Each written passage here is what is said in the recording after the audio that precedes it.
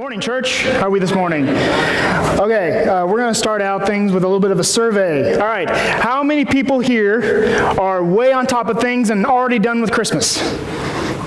Got all your shopping done. I hate you. Okay. Okay, we're going to get a lot more hands this way. How many people are so desperately behind there's no way they're going to be able to catch up? Okay, there's only like 3 people that raised their hand. I don't believe you. Okay, we're going to try it again. How many people feel behind and stressed out because it's Christmas? Let's try that. Okay, that's actually a little bit par when it comes to statistics, okay? Most people always feel a little bit behind the 8 ball when it comes to Christmas, okay? When it comes to all the events with Christmas, all the things that we're expected to do, okay? Which really makes sense. I mean, let's think about it. It's a really busy, stressful time of year, right? I mean, you've got Christmas parties to attend, you got Christmas parties to host, you got Christmas parties to cook for, right? You've got shopping to do, you've got traveling to do to go see friends and family that, by the way, you have an entire year to go see, but for some reason everybody wants to see you on December 10th, right? I don't know what it is about that day, but it just always happens on the same exact day, December 10th, right? Life during these 4 weeks is basically a never-ending shopping list. You know all those Christmas parties you're attending? Turns out the food is not really free. You actually are expected to bring that famous tater tot and mushroom casserole that everybody really loves, and basically you've already went to Walmart 5 times this week and you still forgot the cinnamon. Right? This is a time of year where we have a tendency to want things that we never needed or need things that we never want, either from clever marketing. Guess what? I'm in marketing. That's our job, is to make you want things you don't need. That's literally what our job is, okay? Or it's simply that you are comparing yourself to your neighbors, okay? You are noticing things that your neighbor had that you never really noticed before. You go up to your wife and you're just like, look, honey, I already know I have an air nail gun, but it's at least 2 years old, and Sam down the street, his wife got him one that connects to his phone via Bluetooth. Gotta have it, okay? Does everybody remember the old Lexus commercials, okay, where the guy would walk out the front door and see this giant Lexus SUV with the giant red bow on top? Okay, look, you might love your spouse and got them the fancy watch from Walmart, but you don't love your spouse that much, right? You just have not really loved your spouse until you bought them an $80,000 SUV, right? It's never enough, right? The stress just keeps piling on because you're never good enough, right? It's all done by comparing. And let's not forget the wee ones. Let's not forget the children. They have a Christmas list a mile long, and us as parents, we feel the tension to fulfill every desire of their heart, right, during this season. If little Sally does not get the Barbie camper ride-on toy that has the working MP3 player and GPS, it is going to break her heart. I wish I was kidding about the GPS. These Power Wheels literally have a GPS system. Are they expecting the kid to get lost between the trampoline and the play set in the backyard? I don't know. But it's crazy. It is a very stressful time of year, right? It's the most stressful time of the year. From mall to mall shopping and store to store hopping, can't find what you need. It's the most stressful time of the year. Right? Thank you. Wrote that myself. Pretty proud. Okay, but let's be honest for a second. Let's get honest. During this time of year, though, we are meant to focus. We're focused on really big words. Hope, love, joy. But what is the first word that is usually completely sucked out of us during this time of year? Peace. Peace. And if we want to be really honest with ourselves, it has nothing to do with Christmas time. It literally happens all year long because we live in a society that does not prioritize peace. In fact, we live in a society, we live in a world that deprioritizes it so much that if you are one of those people that try to do better by finding rest, by finding stuff that relieves stress, by trying to seek peace, you're lazy. Right? The long and short of it is, guys, that our inability to accept the priority of finding peace in our lives is sin. And it is a sin, it is our gateway sin that can lead to other sins. Let's go all the way back to Genesis. Think of Cain. You think Cain just woke up and killed his brother? No. He got angry first. He lost peace. That grew into anger. That grew into murder. Now I realize that's a jump. I'm not expecting, hopefully, anyone to go out and kill somebody. Shopping. But this is a serious problem. And we live in a society that completely sweeps it under the rug. Merry Christmas. I am a statistic guy. I know, I'm pretty boring. That's okay. But I like to use statistics to tell a story. That's one thing that we kind of do in marketing, right? We say, okay, what do the numbers say? How do we make those sound better? Basically, okay? So with this message, actually this morning, I was very excited, which is weird to say considering the topic, very excited to talk about because it kind of hits home with me a little bit. But we're going to read some statistics real quick, and I want you guys to just really let these sit really heavy with you, okay? Let these stick with you for a while, all right? First one, anxiety disorders are the most common mental illness in the U.S., affecting 40 million adults. And these are all from the age 18 and older. That works out to be about 18% of the population. Now think about that. We're talking about anxiety disorders. I'm not even talking about people who get stressed out.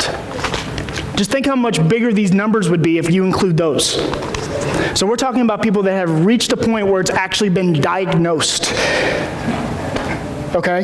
18% of the population. And think about how young we're talking. We're not talking 25 years and older, hey, I've got kids now, I have the stress of a job, all that. No, 18. High school. Okay? Anxiety disorders are highly treatable. Good news.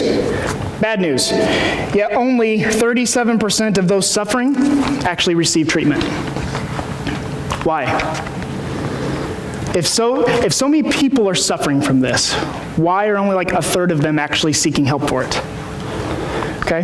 That goes back to the idea of we live in a society that doesn't prioritize it. We live in a society that if you are trying to seek help for this kind of thing, there's a stigma attached to it. Okay? Now we're talking about anxiety disorders, okay? We're talking PTSD, OCD, addiction, go on and on and on and on, right? ADHD. These are actual diseases, disorders, okay, that have been diagnosed. And yet we live in a society that would go up to these people and simply say, chill out. Why are you making a big deal out of this? Calm down. Cheer up. It's not as bad as you think. Just take a deep breath. Would anybody here go into the hospital to somebody who just broke their leg and say, get up, you lazy bum? No, you wouldn't do that. Now, we're not going to sit here and talk about a healing ministry, and I'm not getting into that, okay? I highly doubt anyone is going to walk across the street and heal somebody's broken leg by saying that, okay? But yet, this is how we approach people who suffer from anxiety disorders. We sweep it under the rug. It's not a big deal. People with an anxiety disorder are 3 to 5 times more likely to go to the doctor and 6 times more likely to be hospitalized for psychiatric disorders than those who do not suffer from anxiety disorders. Okay, 2 things to pull from this. All right. Number 1, okay, everybody knows Scott and Heidi, right? They've made, I want to plug you guys, okay? You guys have made a big priority on health. Right? You eat well, everything like that, because that was a priority for your life, okay? You're going to say, nope, I'm going to change the way I eat because how healthy my body is matters, right? And they're very good at that. They've made it a priority. But a majority of people will not make a priority of relieving stress, relieving anxiety in their lives. Because let me tell you guys, our stress is literally killing us. There is a detrimental effect to our physical bodies when we carry around that much anxiety. But yet, we put no priority on relieving it. Number 2 from this. It doesn't stop unless you do something about it, right? It stops with a small anxiety disorder, and it can grow to a psychiatric problem. Going from OCD to schizophrenia, for example, okay? It can grow if we don't do something, all right? That's how serious this stuff is. Anxiety disorders develop from a complex set of risk factors, including genetics, brain chemistry, personality, and life events. The one I want to camp on in that list right now is genetics. As human beings, we literally have a genetic disposition to hoard stress and anxiety. It is literally a genetic disposition for us.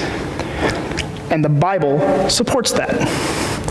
So we're going to camp on this for just a second. In the Bible, we are often compared to one of the most anxious and dumbest creatures in the world, a sheep. In Mark 6:34, you don't necessarily have to turn there, but in Mark 6:34, it does not say he had compassion on them because they were like dolphins. Dolphins, if you didn't know, is considered one of the smartest animals. I think actually the smartest animal in the animal kingdom. But that's not who we are compared to. No, we are compared to sheep who are fearful, stressed out, and dumb. Guys, when we are referred to sheep in the Bible, that is not a compliment. Okay? Don't get offended. Be convicted. Okay? Did you know that most domesticated animals have at least some sense of a survival instinct? Okay? If you have a dog, okay, a domesticated dog, and they were to get loose, more than likely, it would survive. More than likely, okay? I've seen dogs, chase chickens and rabbits and everything. More than likely, it would find dinner, it would find water, it would survive, okay? Your domesticated cat, if it were to get out, not only would it survive, it would probably thank you, all right? Now, sheep, on the other hand, now there are wild sheep, okay? I'm talking domesticated sheep. If a domesticated sheep were to get away from the flock, it would not find dinner, it would find out it is dinner. Okay, they have zero survival instinct apart from the flock, apart from any type of security that they're known to be about. Okay, they are completely helpless without the help of a shepherd. Now we know where we're going with this. Okay, let's all turn real quick to John 10, and we're just going to read a couple verses out of John 10, starting with 14, and we're also going to read verse 27. Okay? All right, John 10:14. This is Jesus talking, right? I am the good shepherd. I know my own, and my own know me. Okay, then we're going to jump down to verse 27 real quick. My sheep hear my voice. I know them, and they follow me. Amen. All right, so Jesus refers to himself as the good shepherd. Okay, we're gonna unpack that a little bit more here, a little bit on the idea of what a good shepherd is. Okay, but he says, "I am the good shepherd. I know my own." Jesus intimately knows each and every person in this room, each and every person in Jeff City, each and every person in the world. Okay, he knows you intimately. All right, he knows how you're going to react. He knows what stresses you out. He knows what causes you anxiety. He knows when you're going to mess up. He knows all of that, okay? But yet, We still live in a world that causes us anxiety and stress. We're still in this world. Why are we still surrounded by stress and anxiety if he knows it's going to mess with us? Okay? Because we're called to something higher, right? Okay, so I know my own, and my own know me. And then, like I said, when we skip down to verse 27, my sheep hear my voice. Hear my voice. So if we are meant to know Jesus, okay, there is something more than just simply knowing his nature. It's actually knowing his voice. Why is it important that we know his voice? Because he's going to tell us. He's going to talk to us. There's a command idea here that we're supposed to follow. Okay? Follow, right? And they follow me. There's a command associated with this. It is not just simply yeah, I know Jesus. He's cool. No, we're supposed to follow him. It's a command, okay? So why is it important that we follow him? Why is that a big deal, okay? We are to follow him because of where he's going to lead us, all right? Now let's keep in mind, we are sinners. So we are going to follow Jesus imperfectly. He knows us, so therefore he knows that, okay? But he knows that we are going to follow him imperfectly. But at the same time, he continues to offer grace. And if you're one of those kind of people that think, you know what, I follow Jesus just fine. I don't like the idea of being known as a sinner. I don't really need the grace that he provides or anything like that. Well, then you kind of have a distorted view on how the kingdom works, okay? Because the truth of the matter is, we are going to follow him imperfectly. And if you think that you are not in need of grace, you're either blind, lost, or a fool. It's just ridiculous if you think you don't need grace. Ask literally anybody that's sitting around you if you need grace. See what they answer. Okay? That is a very distorted view on how to do this. Okay, so we were talking about earlier about the idea of Jesus being our good shepherd. Well, what's that mean? If we are to follow Jesus, there's a command associated with this. Where is he leading us? Why is this important? Okay, let's turn again. Psalm 23, verses 1 through 3. A lot of people probably know this one. Okay? Psalm of David. This is Psalm 23, verses 1 through 3. The Lord is my shepherd. I have all that I need. He makes me lie down in green pastures. He leads me beside quiet waters. He refreshes my soul. He guides me along the right path for his name's sake. So what does a good shepherd do? There's something that we really need to understand about sheep. Sheep are not going to eat. They're not going to drink. They are not going to multiply unless they feel safe and secure in their surroundings. It's just not going to happen, okay? So a good shepherd, his job is to take us to a place where we are fed, we are watered, okay? And we feel safe, okay? And Jesus promises right now that he is that good shepherd. If we were simply hear his voice and follow him, he is going to take us to these peaceful waters. But remember, we are going to follow him imperfectly. So yes, we are still going to be surrounded by stress and anxiety. We are still, let's just admit it, lacking peace. But Jesus promises that he's the good shepherd and he will always be there to help us find those peaceful waters once again. Now, there's another story in the Bible talking about where Jesus literally breaks the leg of a sheep. So let's add stubborn on top of dumb, okay, when we describe ourselves. But all that shows is that we have a shepherd. We have a good shepherd that is not willing to just give up on us. He knows from the very beginning that this is something that we were going to desperately need. He knew that we were going to just simply be a very anxious people, okay? Ever since the fall, we're going to be a very anxious people, all right? Now, from the very beginning, in Genesis chapter 3, okay, we're talking about the fall, all right? Ever since then, we have tried to find other ways to find this peace. Every time, from Genesis 3 to this very second. And we simply try to plug in other things that is not our shepherd to try to fill those voids, knowing very well that we have a shepherd over here that is going to take us directly where we need to be, but we choose not to listen to his voice. So if you think you don't need grace, if you think you're not a sinner, I'd like to see how well you're actually following your shepherd.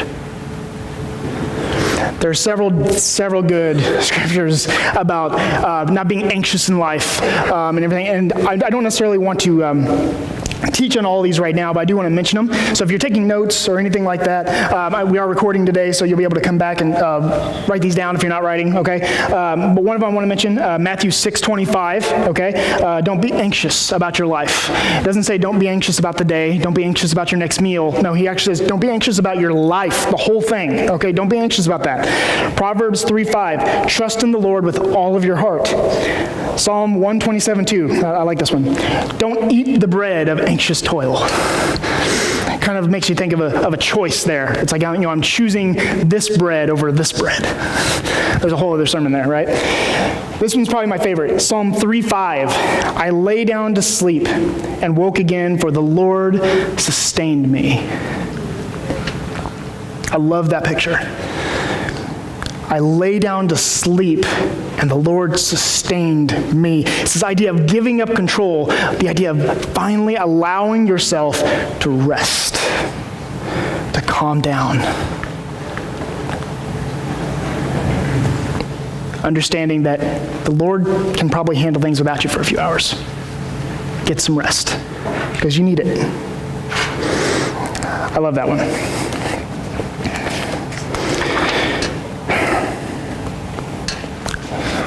One thing in the video that I really liked, he mentioned the idea of, the scripture, Isaiah 9:6. And I want to go back to the idea of why we follow Jesus. He describes himself as the good shepherd. And we know why he's the good shepherd, because of where he leads us. But how does he know what we need? Okay? Other than the fact that, he's God. But whenever you work at your job or anything, you have a CEO or you have a boss or anything, and most of the time they have acquired that position because they have years of experience. Okay? Most of the time. They have years of experience doing that job. Okay? So they know what they're doing. Okay? In Isaiah 9:6, Jesus is referred to the Prince of Peace. Another word for prince here in this actual context is master, which I really like. He's the master of peace, which means he's really, really good at it. Okay? He's the master of peace. He is not just God. Let's remember that one time he was also human. So he's experienced everything that we experience daily. He knows what that turmoil feels like. Okay, Revelation 7:17, for the Lamb on the throne will be their shepherd. He will lead them to springs of life-giving water, and God will wipe away every tear from their eyes. What a great picture, okay? The Lamb, the sacrifice, the human being, okay? The one who's experienced everything that we experience, okay? But he did it without sin. He did it with perfect peace. He did it as a master of peace. He lived a life just like ours, but did it correctly, okay? So then he takes that experience, and now he is leading us as a shepherd. He's like, look, I know what you're going through, and I know how to do it. Follow me. But yet we still choose not to listen to his voice. Because I want to hit that home, guys, that we are sheep. And we're considered sheep for a reason. Not only do we need a shepherd, but we have a shepherd that we don't always follow. Okay? I think that's very important to understand. Now, excuse me. Jesus did more than just simply become a shepherd so we have somewhere to follow, so that we can be fed, we can have water, right, and we can feel safe. There's more to it. We're talking simply, everything we've talked about up until now is this internal idea, okay, of how we can keep from building up stress, where we can stay anxiety-free, all this, make us feel good inside, okay? Not that any of that is not important. It's important. Like we were talking earlier, there's literally a physical problem that happens when you allow stress to come up too much in your life, right? It's literally killing us, okay? So we understand that side of things. but there's more to it, okay? So, it's Christmas time, and we've already read this once, but I do want to go ahead and go through it again and teach from it right now, and we're going to go here to Luke 2 again, and this is actually where we're going to close. We're going to end with Luke 2. I'm going to read verses 8 through 14 again.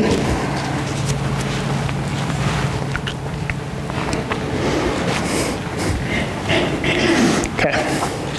Again, we're talking about the shepherds and the angels, okay? Verse 8. And in the same region there were shepherds out in the field, keeping watch over their flock by night. And an angel of the Lord appeared to them, and the glory of the Lord shone around them, and they were filled with great fear. And the angel said to them, Fear not, for behold, I bring you good news of great joy that will be for all the people. For unto you is born this day in the city of David a Savior, who is Christ the Lord. And this will be a sign for you. You will find a baby wrapped in swaddling clothes and lying in a manger. And suddenly there was with the angel a multitude of the heavenly host praising God, saying, Glory to God in the highest, on earth peace among those with whom he is pleased. Okay, so I wanted to just, like I said, read that again, but here's what I want you to catch this time. Who was the first people to hear the news? Shepherds. So this entire time we've been talking about the Good Shepherd. We've been talking about Christ, okay? And now we're reading a story where we see the human equivalent, the imperfect version of the same job, okay? I want us to make a clear distinction between the Good Shepherd, which is Jesus, and shepherds, okay? Because there's a difference, all right? Let me just be very clear here, okay? David and I, right now, might be called to be shepherds of this church, but we are not the Good Shepherd, okay? We might try to present the gospel. We're going to try to present good news. We're going to try to provide solid teaching, everything like that, okay? But we are not Jesus Christ. We are not the voice you need to learn to hear and follow. We are not going to necessarily lead you to green pastures, still waters, and make you feel safe. We will do the best we can, but we are not the Good Shepherd. So we need to make sure as a body that we are focusing our ears on Jesus. Okay? He is the one that is going to provide peace and salvation, not me. Okay? I am the imperfect reflection, so to speak, or the job here at this church. I'm the imperfect version of it. I am not the Good Shepherd. Make that distinction, okay?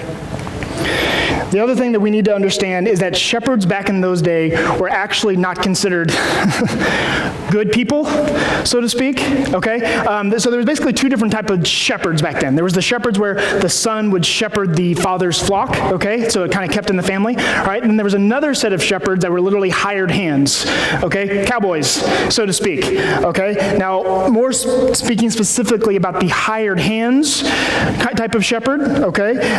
They weren't let's say on the up and up when it comes to religious rituals, because they were around unclean animals all the time. They were basically not allowed in the temple in order to take part in said rituals, okay? If you were to walk up on this conversation that this probably group of shepherds was having right before the angel came up, it'd be like walking into a bar full of sailors, okay? It wasn't necessarily the people held at the highest regard. Shepherds actually back in those days, their testimony was not even admissible in court because it was automatically assumed they were lying. Okay, so let me make that very clear. But yet, even with all of that, knowing the background of shepherds back then, they were still the first people to hear the good news. This is God hitting the ground running, saying that the good news is for sinners. He did not send this to the religious elite. He sent this to the people who needed it most from the very beginning. Okay, He is the friend of sinners. All right, so the very first people to hear this. All right, now the next thing that we really need to understand is how they had an imperfect reaction to this. Okay, so we're talking about the good shepherd that is here to relieve our anxieties, right, and lead us to peace. And then we have these imperfect versions of shepherds who completely got scared out of their wits when something like this happened. Needless to say, they were probably a little stressed out. Actually, to be honest with you, just to kind of do a little conjecture here, considering probably what kind of conversation they were having, they probably thought they were dead.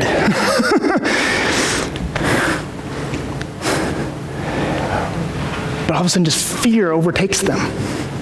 And the very first thing they hear is, "Do not fear." The first human reaction to the good news is fear. The first heavenly reaction to fear, peace. Amen. That's how fear is combated. That's how anxiety is combated. That's what God has done. Provided peace. Amen. Now we're still talking eternally, right? Internally here, right? But why are we allowed to have internal peace? Why do we no longer fear? Yes, he's provided an internal peace. He's provided an internal peace because now we have eternal peace. Through Jesus Christ, through the Lamb, through that human being that experienced everything that we experience now, through that sacrifice, we now have eternal peace. Talking like we're going with back to the video. Eternal peace, lack of conflict, end of war with God. For the first time since Genesis 3, we are no longer at war with God. He has made peace with us. He has signed the peace treaty when we deserved it the least. He made peace with us.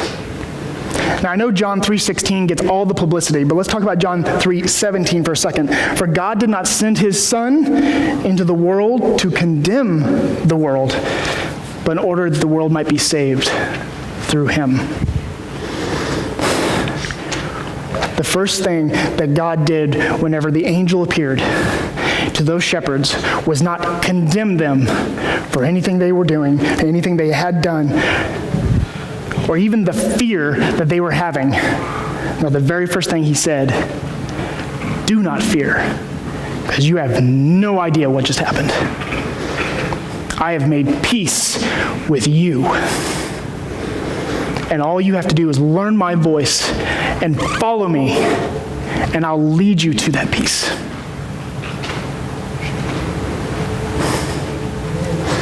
We'll have the band come back up. Guys, anxiety is a real problem. And it's so much more than telling people, just chill out.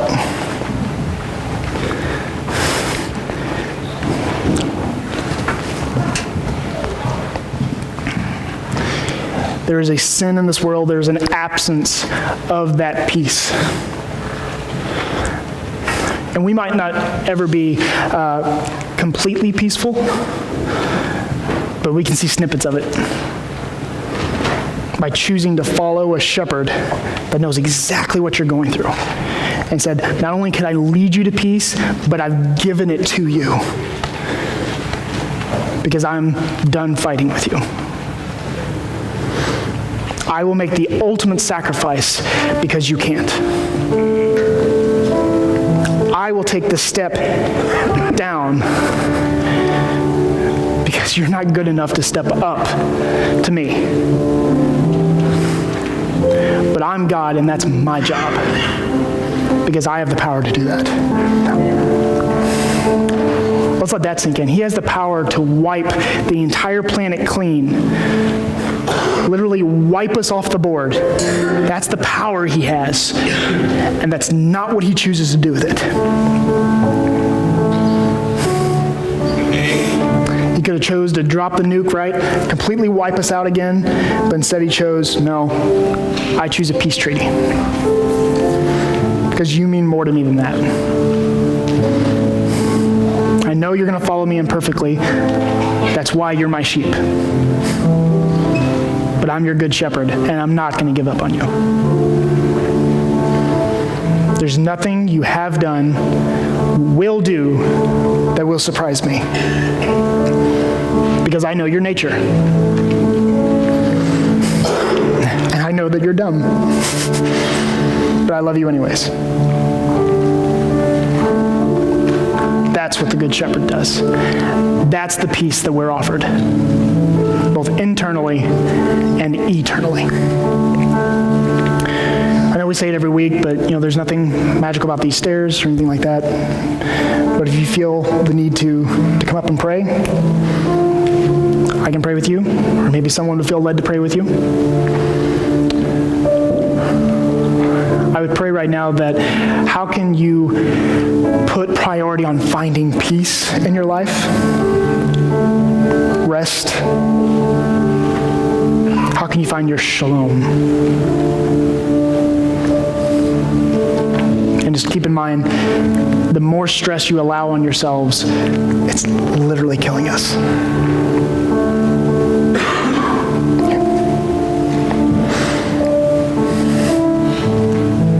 I would ask that be your prayer tonight or today.